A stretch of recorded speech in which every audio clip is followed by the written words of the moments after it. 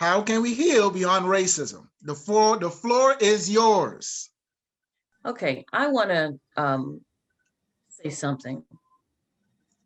I hadn't watched that tape, right? I've seen uh, the captures, but I didn't watch it because I wasn't ready to watch it. Because every I'm time I sorry. see it, Who is this? Felicia? Felicia, Oh, I'm sorry. Okay, go ahead. Yeah. you know, because we've been bombarded with this type of stuff, and every time I see it, I get more and more angry, and it takes me a minute just to get over it. Um, so I wasn't ready to see that film just yet, but I saw it, and I'm okay with it. I'm not okay with it, but I'll deal with it. But in my opinion, um, and I'm a bit of a historian. Uh, have you heard of a guy named Spencer Wells? And briefly, Howard, yes. Refresh my memory, please. Spencer Wells is a geneticist, and he has traced the DNA back to genetic Adam. I remember, yes. And National Geographic's funded his project. So, and this happened years ago, at least, I don't know, maybe 10 years ago, I've been reading about this guy. And actually, we've known that everyone comes from Africa since, I think, something like 1930. There was a archaeologist that went to Africa and did a dig, and they found all of these African artifacts. And this white dude said, well, oh no, it couldn't have been from, you guys, because, you guys are not educated. It had to be from white folks from Europe that brought it in. And you fast forwarded to the 50s, and, we didn't have genetics at that time. And then they started finding these bones from different parts of the country in Europe and things like that. And so it threw an argument into whether the first humans came from Africa.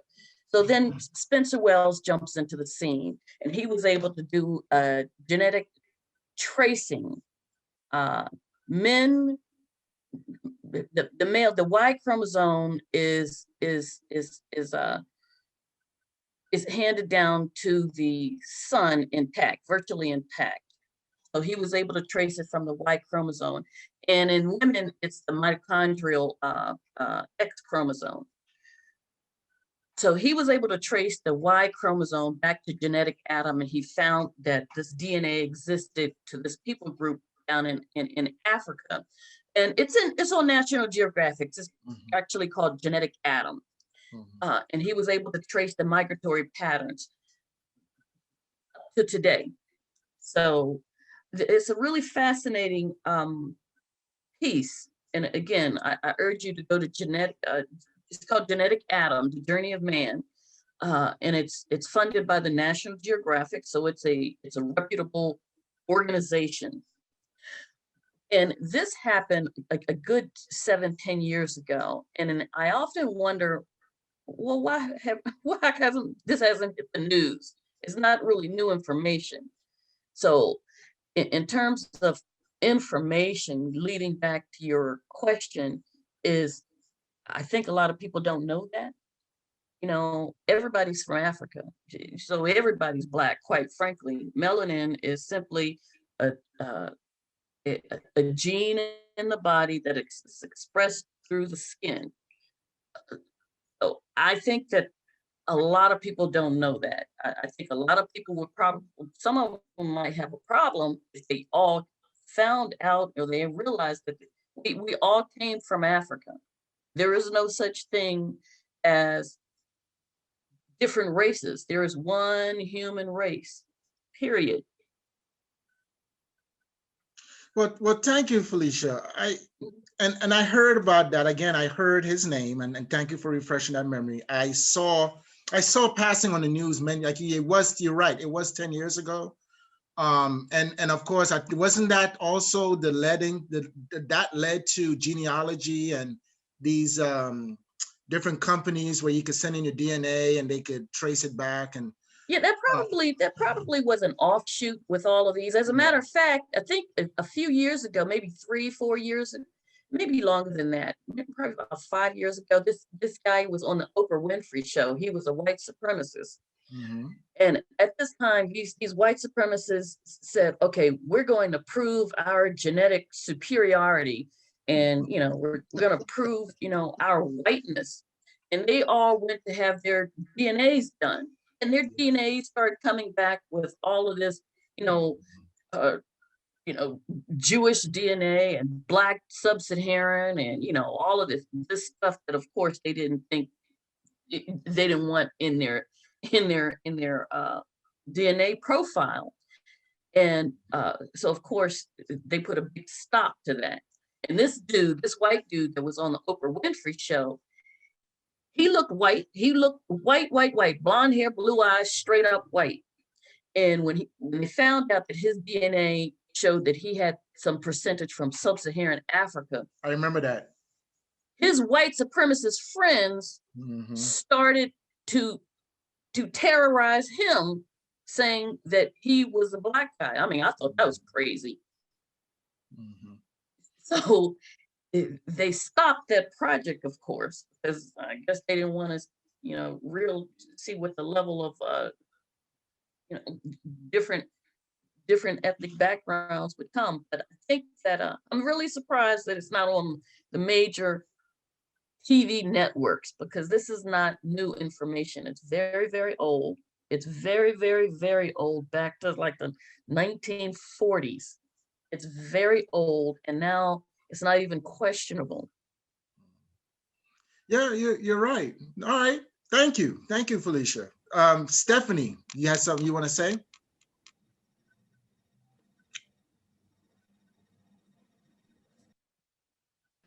I was just reading in the chat. Was it Allison? It said part of healing is changing perspective, the change in seeing oneself victim or survivor. From victim to survivor is a shift from powerlessness to power. And that can be very true, but just like Felicia was just saying, when you see these videos and things like that, or you get, it gives you get recall of what has happened in the past and what is still happening. It kind of incites that anger. And it's like, this just happened. It just happened. It's not that long ago, and so but moving from victim to victor, as what's her name? Felicia? Felicia, No, Allison. I'm sorry, Allison. Yeah. What Allison just said, that's a position that we're going to have to take. And that's a position that we take by our faith and trust in God. I heard the talk last week and the program last week. And yeah, you guys were talking about that heart change. Yeah. And, you have to keep that in your mind. You have to keep that in your mind to stay away from the hate, from the anger, from becoming a victim instead of a victor. You have to just maintain your faith and take a stand. I don't believe in just laying down and letting somebody just step all over me like I'm a doormat. I do believe that we have a right to speak up. However, I do too recognize that these people are sick. They have issues, and all I can say right now is, God, change me and bless them, because they don't know what they're doing. They have no clue. They think that what they're doing is right. Those men, those police officers, having those people lay down on that ground like that. Those were women. Those were women. That's what I'm saying. Those were women police officers. All three of them were women police officers? 2 of them were women. They were all women police officers? I saw the man. I didn't see it was one man. The man was showing more sympathy. The women were not. Okay, so, but just to see that, seeing those people laying down on the ground like that, and for them to stand there and act like nothing is wrong with it. You know, so what are they being socialized? That, and I heard last week about also being socialized. In other words, these people have learned this behavior, and it's accepted. And so, you know, you question where is our morality? You know, where is it? What has happened to it? When you can sit there and see cruelty like that, and it does not affect you. It's like a normal part of your day. And so, yes, it's very difficult to watch that and realize that this is still going on right now today. Well, And I think that number one, I think that these police officers automatically know that they are protected. They have to know that they are protected. They have to. You can't, you have to know that you have some level of protection and safety to not question and act like that. Yes. Right? So they know that they have a certain level of protection, and that is what needs to, that needs to be the target. So this immunity that they have really has to be the target. In that city, what was it, California, Washington? Colorado. It was in Colorado. Colorado, I think they're on point when these police officers are held personally responsible, because when these people have these settlements, the citizens have to pay for that. The police officer doesn't have any personal, doesn't suffer anything personally. These police officers need to know that now you're going to be accountable. And in addition to that, I just want to stick another pin. This is a bit of a pet peeve of mine, that you hear all of these journalists and everybody start talking about the vast majority is excellent. No, I don't agree with that. 100% I don't agree with that, because you don't see the vast majority speaking out against it. You don't. Can I interject, Felicia, for a minute? Yes, yes. Who's the vast majority? Well, exactly. That's the question. Okay, how are you determining the vast majority? Because these police officers are putting themselves in that vast majority. But you're talking about an institution.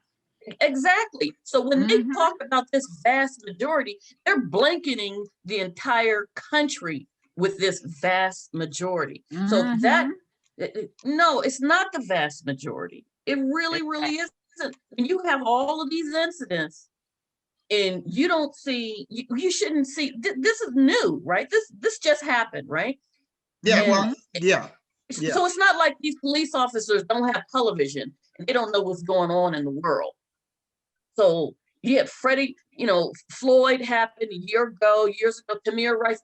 This is not new. So these three police officers, you're gonna tell me that they don't know the system, the world that they're living in? They don't know that 1,000 cameras and they're gonna be on TV? Right. They didn't know that? Yeah, they knew. Exactly. They knew. Yeah, they didn't. So they didn't. They're acting with cover. Yeah, Felicia. You know what, Felicia? What you said is they get immunity.